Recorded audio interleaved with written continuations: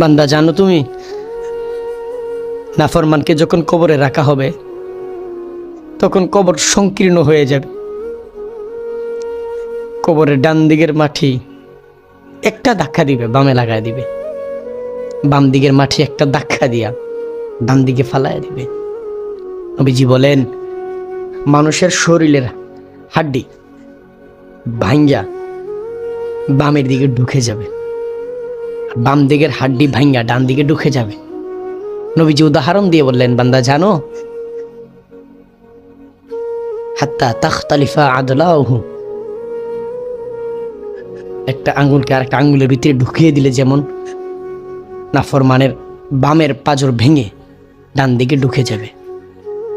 ভীষণ আযাবে তাকার পরে নাফরমান তখন আল্লাহকে বলবে, আল্লাহ এত কষ্ট না দিয়ে যদি আমার মরণ দিতেন তাইলে তো সমাধান, আল্লাহ মরণ দিয়া দেন না রে মাওলা। আল্লাহ তখন নাফরমানের দিকে আঙ্গুল দিয়ে বলবে, লা ইখতা আলাইহিম ফায়ামুতু, বান্দা জানো এটা এমন এক কবর যেই কবরে কোনো মৃত্যু নেই, এখন তো তোমার জিন্দেগি শুরু হইল মাত্র। তখন বান্দা আল্লাহর কাছে রুনাজারি করে বলে, আল্লাহ তাইলে আমার একটু আযাব কমায় দেন না রে মাওলা, আল্লাহ আমি তো সইতে পারতেছি না, আমার শরীরে সইতে পারতেছি না মাওলা, একটু কমায় দেন। তখন আল্লাহ তাআলা বলবেন, ওয়ালা ইখাফফাফু মিন আযাবিহা, বান্দা জানো আজকে তোমার থেকে কোনো আযাবও কমানো হবে না, মানে তোমার তো আযাব এখন থেকে শুরু। আমি কি তোমার বেশি কঠিন কাজ দিয়েছিলাম দুনিয়াতে? না রে বান্দা, কমানো হবে না।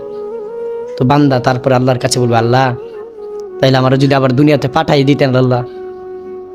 ওই সময় তো বুঝি নাই, আমি তো বুঝতাম না এত কিছু হবে, কবর, হাসর, মিজান, ফুলসিরাত, জাহান্নাম, আমার তো উলামায়ে কেরাম বুঝাইছিল, আমি তো বুঝি নাই।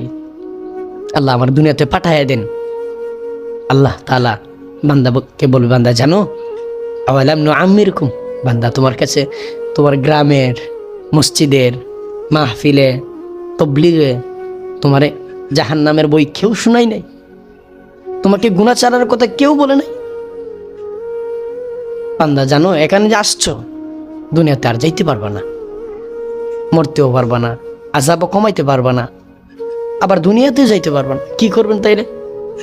আল্লাহ ফেরেশতাদেরকে ডেকে ডেকে বলবে, যা জাহান্নামে তারা ফাটাইয়া দে।